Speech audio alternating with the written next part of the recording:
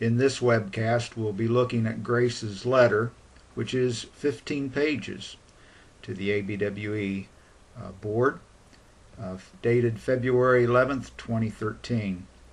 Now, I'm not going to read all of what they've sent to them, but portions that I found important, and you can read these at G.R.A.C.E's website, netgrace.org. This is page 1, paragraph 1. Dear Dr. Cockrell, he's the gentleman that took Michael Loftus's position. They're still looking for a president. The letter goes on, this first paragraph on page 1. We are deeply saddened by ABWE's decision to terminate our engagement agreement only a few weeks from the issuance of our final report. Now, I will stress certain words in here because I think they are important. ABWE terminated this agreement only a few weeks from the issuance of the final report. As you know, many MKs and their families have been waiting for a decade to have an independent investigation of Ketchum and ABWE's handling of this matter. We suspect that for many of these individuals, your decision will inflict a pain as great as any they have ever known. This is also page 1, last 2 paragraphs, and I quote, in addition to responding to the alleged investigative flaws, it is important to recount ABWE's repeated failures to comply with the contractual obligations to G.R.A.C.E. These contractual breaches included repeated objections to providing requested documents and the failure to provide such documents in a timely manner, if at all. ABWE further breached the contract by failing to provide G.R.A.C.E. with access to critical witnesses associated with your organization. ABWE's contractual breaches needlessly delayed this investigation and impaired our ability to fully evaluate ABWE's response to the crimes perpetrated by Don Ketchum. When placed in the context of ABWE's conduct over the past 20 months, the termination of G.R.A.C.E. strongly suggests ABWE is unwilling to have itself investigated unless the investigation is within your control. We pray that is not the case. End of quote. On page 4, last paragraph of this page, it goes over onto page 5, and I quote, ABWE's response to the 1989 allegations against Ketchum was to conduct a very limited investigation and to directly and indirectly instruct those on the field not to speak about Don Ketchum's acts of child molestation.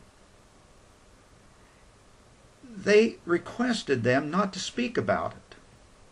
If ABWE had encouraged open dialogue and invited parents and others to share concerns, it is possible that the additional allegations of abuse related to Don Ketchum would have surfaced years earlier. Indeed, it was at a 2002 MK reunion that alleged victims began to speak about the abuse and to realize that each of them was not alone in their experiences with Don Ketchum. In other words, it was only when alleged victims were able to communicate with each other that concerns about abuse crystallized.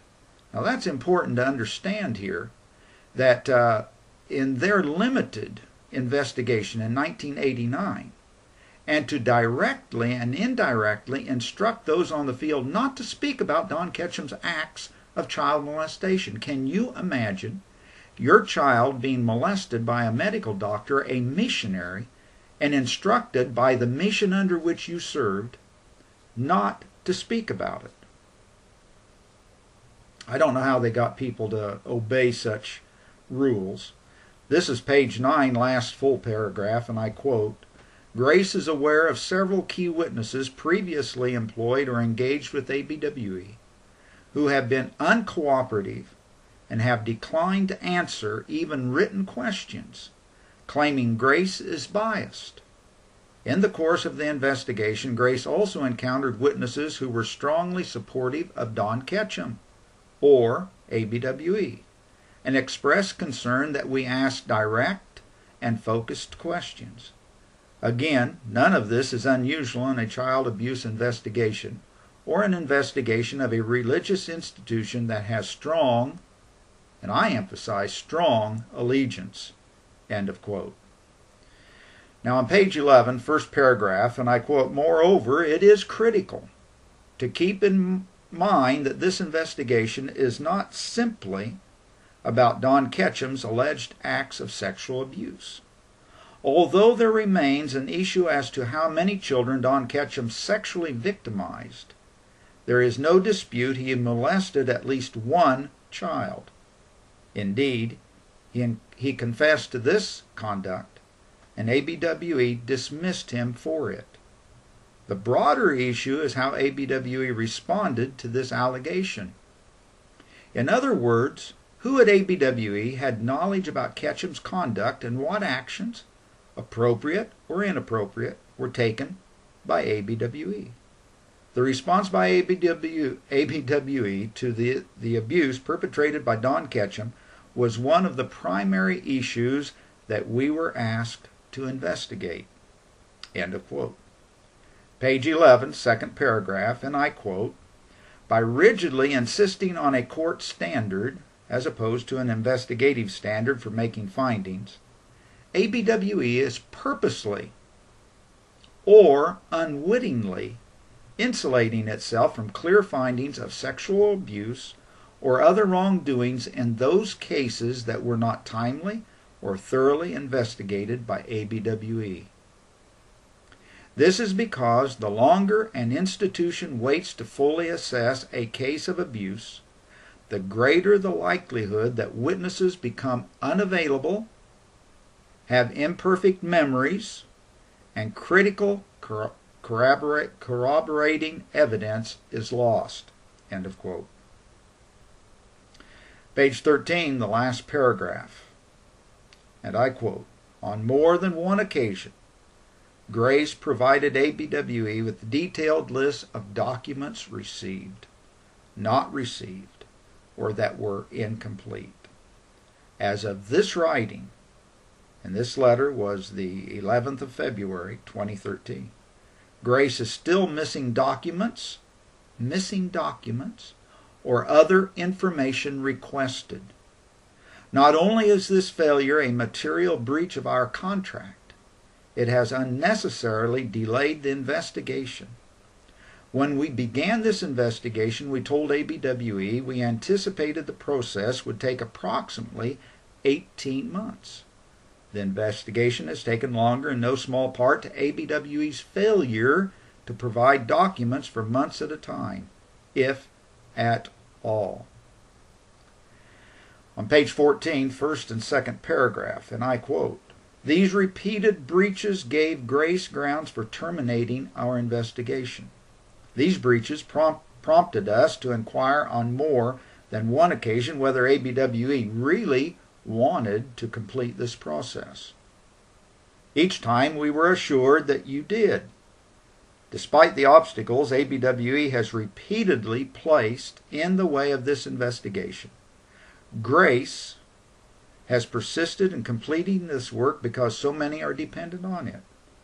As noted at the beginning of this letter, many of these MKs and their families have waited more than 10 years for ABWE to conduct a complete and fair investigation into the Ketchum matter, as well as ABWE's handling of the case."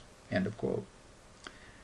Now the second paragraph, and I quote, "Accordingly, we were prepared to issue a final report based on the findings of this investigation, and had recently informed you that the report would be delivered no later than the end of March." That's March of 2013. ABWE dismissed them from this the 7th of February, if not before. This letter to ABWE is dated 11th February 2013. Going on with this quote, "We regret that that will never happen, and we fear that those whose lives have been sheared by their experiences on the field in Bangladesh may never know a true sense of relief from their pain this side of heaven. Now, what a disappointment. ABWE did not allow Grace to even give their final report. 1 month away, and ABWE bails out. Why did ABWE cease Grace's role in the investigation? Were they afraid of something else coming out? Now we know from reading on ABWE's website they give their reasons, but I ask, are these the real reasons? After all their cover-up, it is hard to accept the ones given on the site of ABWE. There was cover-up, self-preservation before the investigation, and to me it looks like ABWE is continuing to be in this self-preservation mode. The only reason ABWE has gone this far is because some girls were brave enough to stand up and to be counted.